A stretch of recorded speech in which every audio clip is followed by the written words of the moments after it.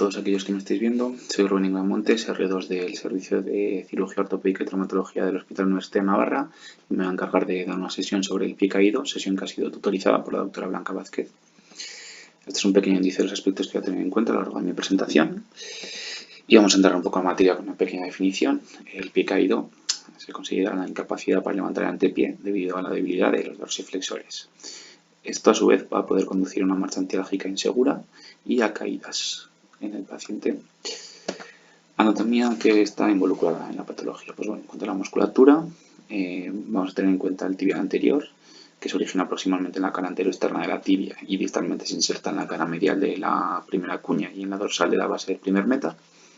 El extensor del primer dedo, que se origina aproximadamente en el tercio distal de cara entero-interna del peroné y distalmente se va a insertar en la base de la falange distal del primer dedo. El extensor común de los dedos, que se va a originar aproximadamente en la cara entero-interna del peroné, insertándose en el aparato extensor de todos los dedos distalmente. Y el peroneo tercero o peroneo anterior, que es un músculo inconstante que se origina en el tercio inferior de la cara anterior del peroné y en su membrana interósea. Y la inserción distal está a nivel de la base dorsal del quinto meta, pero bueno, actualmente se considera parte del extensor común de los dedos. En cuanto al recorrido de los nervios que vamos a tener en cuenta, pues bueno, decir que el nervio ciático es la rama más grande del plexo lumbosacro y el periférico más grande del cuerpo, contando raíces nerviosas desde L4 a S4, ¿vale? Se va a formar distal al glúteo superior y va a salir de la pelvis a través del agujero ciático mayor. Vamos a ir teniendo en cuenta zonas y regiones anatómicas que van a tener importancia, ¿vale? A la hora de las posibles causas. Bueno, como decía, sale por el agujero ciático mayor, más comúnmente a lo largo del borde anterior inferior del músculo piriforme, y va a entrar en la parte posterior del muslo entre el glúteo mayor y la musculatura aductora. El ciático comprende los componentes del tibial y del peroneo común que viajan juntos en una vaina común hasta que distalmente se van a dividir justo proximales a la fosa poplitea. El componente del peroneo común, bueno, va a ir lateral al tibial dentro de esa vaina y solo va a dar una rama a lo largo de todo el muslo, más o menos a la mitad, que va a suministrar inervación a la cabeza corta del bíceps femoral. ¿Vale? Bueno, terminal al ciático va a discurrir ese peroneo común a través de la cabeza lateral del gastrocnemio y continuando alrededor de la cabeza del peroneo, ¿vale? Donde se va a hacer subcutáneo y, como sabemos, vulnerable a una posible compresión. Luego perforar el peroneo largo para llegar al compartimento anterior de la parte inferior de la pierna, y en ese punto las fibras del músculo van a formar como un arco tendinoso sobre el nervio, lo que se ha llamado el túnel del peroneo. ¿Vale? Justo distalmente a secudo del peroné se va a dividir el peroneo común en tres ramas: el articular recurrente, el peroneo superficial y profundo. El peroneo superficial va a inervar los eversores principales del pie, el peroné largo y corto, ¿vale? Y discurriendo entre estos dos últimos, ¿vale? Y la rama sensitiva de este superficial va a dar sensibilidad al dorso del pie y la parte anterolateral de la pantorrilla. A excepción de una zona, el primer espacio interdigital, que va a verse inervado sensitivamente por el nervio peroneo profundo, ¿vale? Que este peroneo profundo va a descender dentro del compartimento anterior entre el extensor largo de los dedos y el extensor largo de la ius, ¿vale? Y en el tobillo va a entrar justo por debajo del retináculo extensor inferior, a través del túnel del tarso. En cuanto a la biomecánica, vamos a hablar un poquito primero de la marcha normal, que como todos sabéis y se muestra en este pequeño esquema, pues bueno, el 60% va a consistir en la fase de apoyo, otro 40% la fase de balanceo. Y bueno, pues cuando un pie está en balanceo, el otro está en la fase de apoyo y así sucesivamente. El ciclo de marcha comienza con un golpe de talón y termina pues eso, con otro golpe de talón de ese mismo pie. Durante la fase de apoyo, pues el pie tiene que permanecer plano sobre el suelo, y cuando el talón golpea el suelo, el tobillo se va a mantener en posición neutral o en mínima extensión. Y luego durante la fase de balanceo, los dedos de los pies van a tener que despejarse del suelo, que levantarse del suelo, ¿vale? Para eso se requiere pues toda la extensión activa de los dedos del pie y del tobillo para sostenerlo en posición neutral. ¿Qué ocurre en pacientes con parálisis del peroneo o con afectación de su musculatura? Pues bueno, que toda esta movilidad motora está ausente, y en el golpe de talón pues el paciente va a ir como dándole una bofetada al suelo, que se diría, ¿vale? Y a lo largo de la fase de oscilación va a ir arrastrando los dedos del pie, a lo largo del suelo y esto le va a impedir que se despeje el terreno y prepararse para la siguiente fase del ciclo de la marcha. ¿Qué hace el paciente para compensar que el pie se le quede enganchado en el suelo y se caiga? Pues bueno, progresivamente van realizando una hiperflexión compensatoria de la cadera y de la rodilla. Y además en el plano transversal van a hacer una rotación interna del pie, ¿vale? Para evitar que se les caiga. Con una marcha pues claramente patológica. En cuanto a la epidemiología de la patología, bueno, la incidencia informada pues es bastante variable, ¿vale? Hay un estudio de los más recientes que informa que la prevalencia va a ser de 19 por cada 100.000 personas, siendo más común en hombres que en mujeres.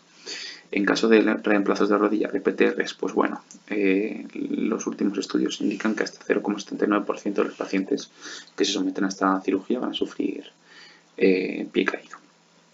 Con bueno, una ligera preponderancia, en este caso de hombres sobre mujeres también.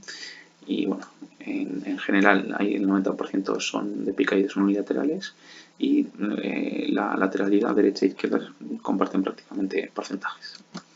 En cuanto a la etiología, pues bueno, la etiología puede ser muy diversa, desde compresión externas, traumatismos, tumores de los nervios, roturas de los tendones, tracción, patología vascular, neurológica, incluso idiopáticas, bueno, y casi cualquier tipo de patología que pueda afectar a los tractos nerviosos, ¿vale? O a la musculatura, claro. En cuanto a acotar un poquito más las causas según su localización, pues bueno, según la región a la que afecte va a dar una sintomatología concomitante al pie caído que va a deber orientar nuestro diagnóstico. Claro. En cuanto a causas centrales, aunque son un poco raras, los pacientes pueden presentar pie caído en el contexto de un infarto cerebral o de un tumor. A menudo claramente pues, se presentarán otras manifestaciones, otros hallazgos clínicos como Babinski positivos, reflejos tendinosos abolidos, otro tipo de signos. Si la causa está en los nervios espinales. Bueno, cabe decir que en nuestro retrospectivo 2018 encontró que el 23% de los pacientes con una hernia que afecta a raíz de L5 van a presentar un pie caído. ¿Vale? Y bueno, pues ya sabemos la sintomatología que va a acompañar a la patología de esta raíz. ¿Vale? En cuanto al plexo lumbosacro, bueno, hay muchas patologías que a este nivel pueden afectar a la inervación y producir un pie caído desde un tumor maligno, un hematoma como la primera imagen, pacientes que han sido sometidos a radioterapia pélvica que esté afectada y bueno, en casos de pacientes que tienen una radiculopatía y no se identifica una hernia, hay que tener especial atención a fracturas por insuficiencia de sacro o fracturas de sacro sin más por un traumatismo como se puede ver en la imagen del medio.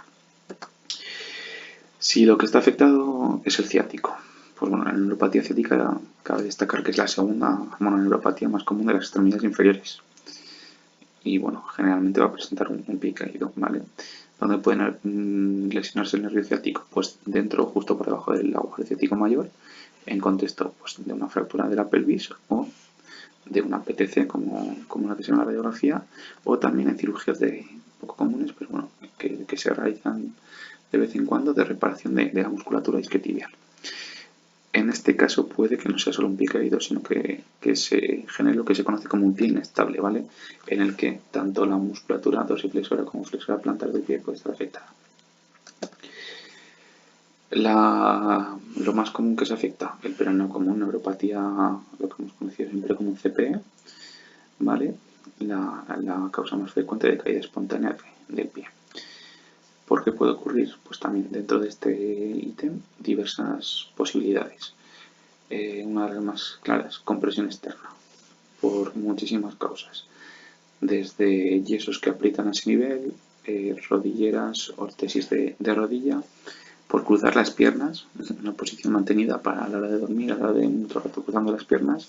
Hay incluso varios artículos que he leído para esta sesión que me ha resultado curioso, que especifican claramente que pacientes de cirugía bariátrica que han perdido gran cantidad de peso, que previo a la cirugía no podían cruzar las piernas por su volumen y que ahora sí que lo pueden hacer, se pegan todo el rato con las piernas cruzadas, que desarrollan CP. Me apetecía comentarlo porque me resultó curioso que en artículos se nombrara como tal. ¿Vale? Y bueno, trabajadores que trabajan de rodillas, comúnmente, clásicamente esta patología era conocida como el pie caído de los recolectores de fresas.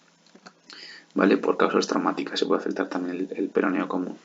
La más clara y la más evidente, la luxación de rodilla, con todas las demás patologías que conlleva, todas las afectaciones de partes blandas e incluso óseas. También se puede afectar el CPE, que se lacere por una herida, por un traumatismo, una contusión, que directamente lacere el nervio. Por fracturas, también fracturas a nivel del cuello, cabeza de peroné que lo afecten en esa zona tan superficial.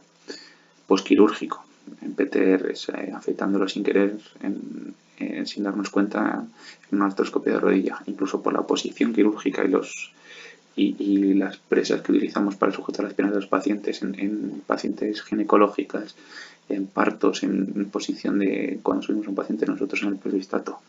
Vale, tener en cuenta bajo la zona en la que lo ponemos, incluso las isquemias así, que pueden comprimirlo. Masas que compriman a este nivel el peroneo común.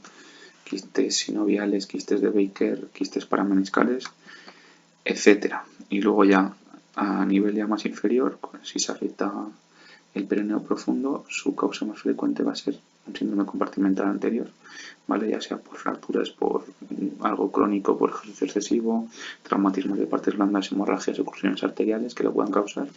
Importante identificar, todos sabemos los signos y síntomas de un compartimental, identificarlo porque puede ser criterio de cirugía urgente.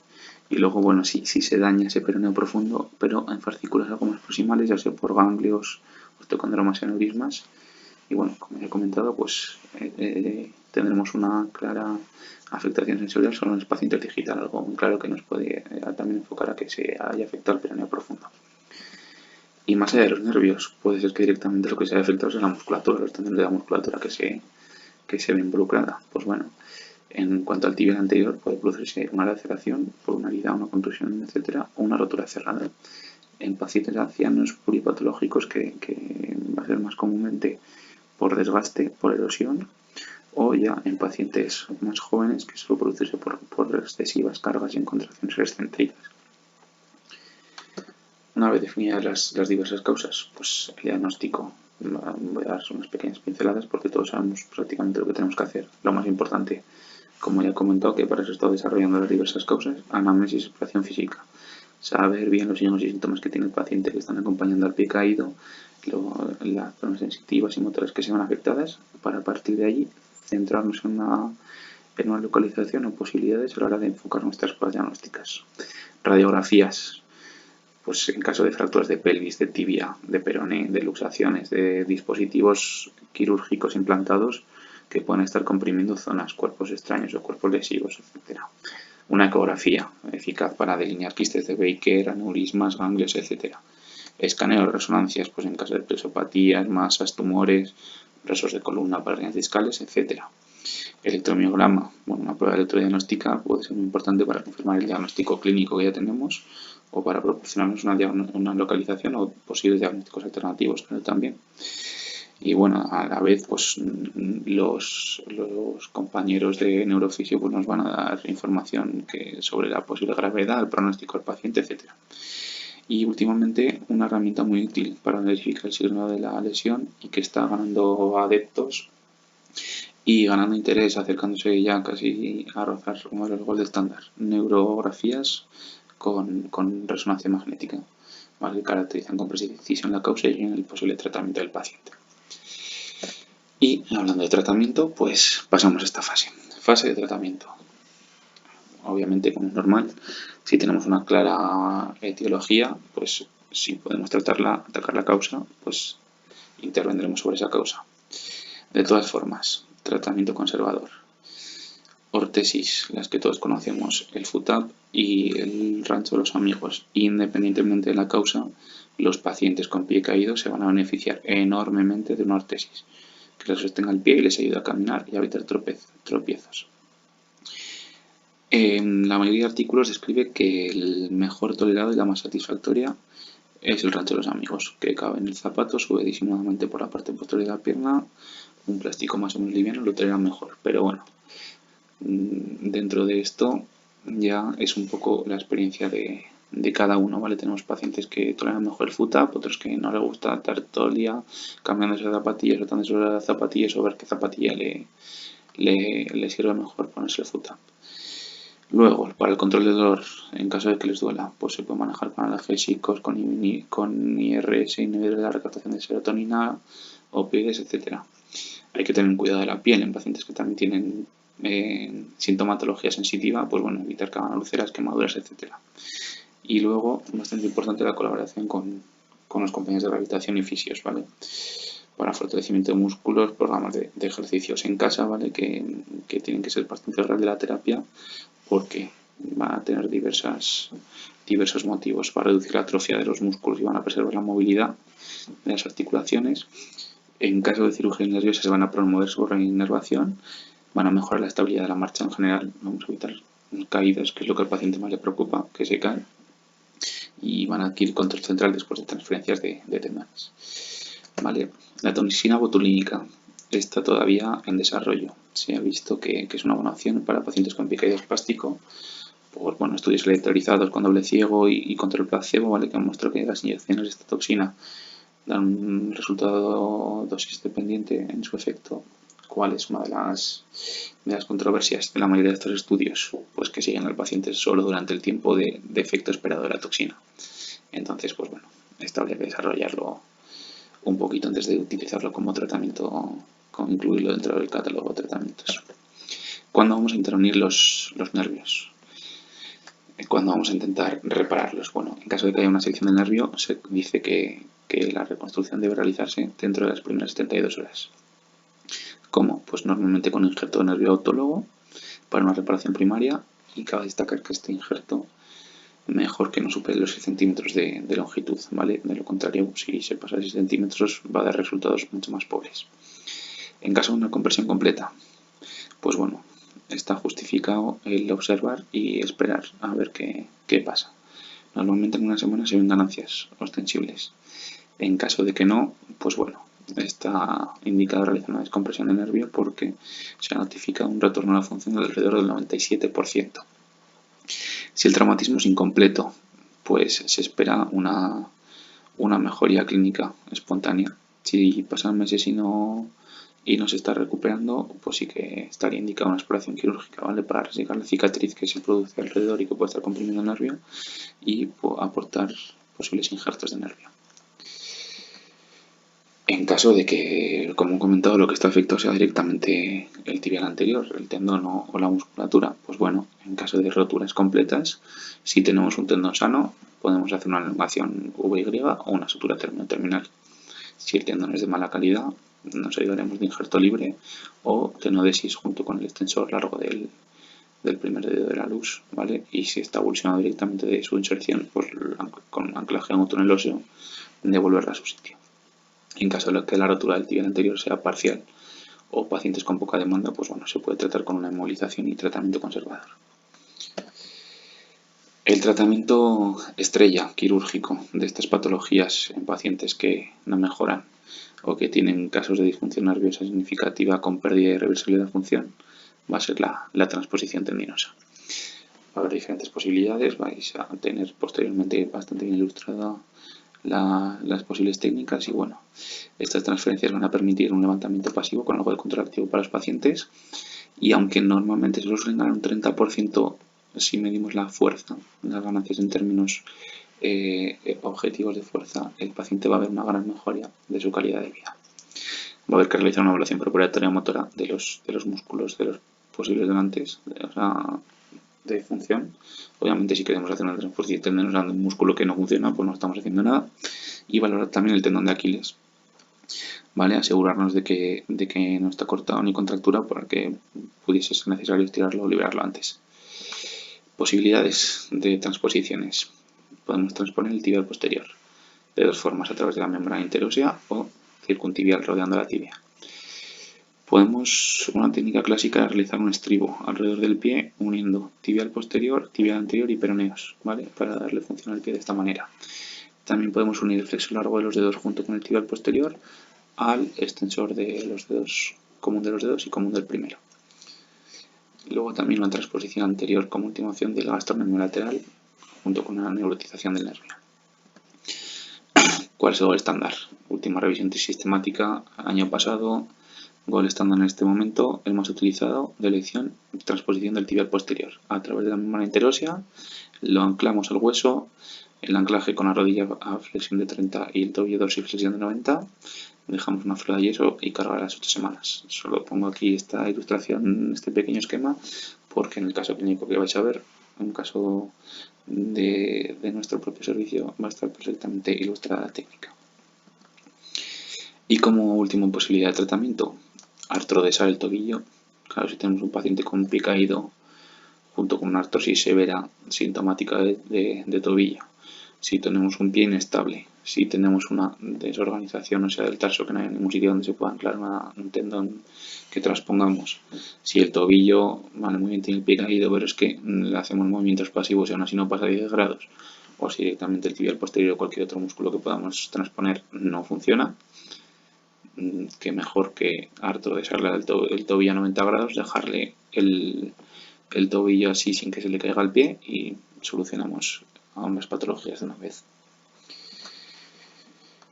Una vez comentado todo esto, pues bueno, voy a contar algunos casos clínicos cedidos cordialmente por adjuntos de nuestro servicio. El primer caso es un paciente del Dr. Naín, de cuando todavía no trabajaba en nuestro hospital, de hace ya unos cuantos años, un varón de 64 años, con una tumoración palpable, evidente en cara lateral de la rodilla y una clínica de CPE. Se ve clásica a simple vista en las fotos la tumoración. Se le realiza una resonancia, se diagnostica de un quiste sinovial superficial y se le realiza la exéresis quirúrgica. Ahí se ve el CPE tutorizado. Segundo caso, un varón joven sufre una torsión forzada en una cama elástica, portaba incluso el vídeo con una torsión en valgo forzada y rotación tibial externa, y acude primeramente a urgencias con una rodilla aguda muy difícil de explorar. Descartamos también una radiculopatía y tiene un balance muscular del tibia anterior de 0/5 y el extensor del glúteo igual. Diagnóstico inicial, estas son sus radiografías en ese momento en la urgencia. Con alergia traumática se trata como una rodilla aguda con su difícil exploración y manejo habitual, y lesión del CPE, que se decide tratar con un FUTAP y tratamiento conservador. A los 10 días regresa a urgencias, estando de hecho yo con una compañera de guardia. El paciente ya había iniciado rehabilitación y acude muy demandante, muy enfadado. Es un paciente muy activo deportivamente, que de hecho es monitor de esquí y profesor de un gimnasio, si no recuerdo mal, con una resonancia realizada en privado, en una clínica privada, que informa de una rotura completa del cruzado anterior, lesión completa de todo el complejo ligamentario, colateral externa, avulsión completa del tendón del bíceps femoral, de la cabeza del perno de rotura del popliteo, el colateral interno también con leve edema, el cruzado posterior íntegro. Y bueno, que esto que nos hace sospechar, pues que en un momento agudo hubo una luxación de rodilla. Es lo más posible y lo más evidente que en ese salto en la cama elástica se le luxa la rodilla, se volase también el CPE, y por eso vine con esa clínica.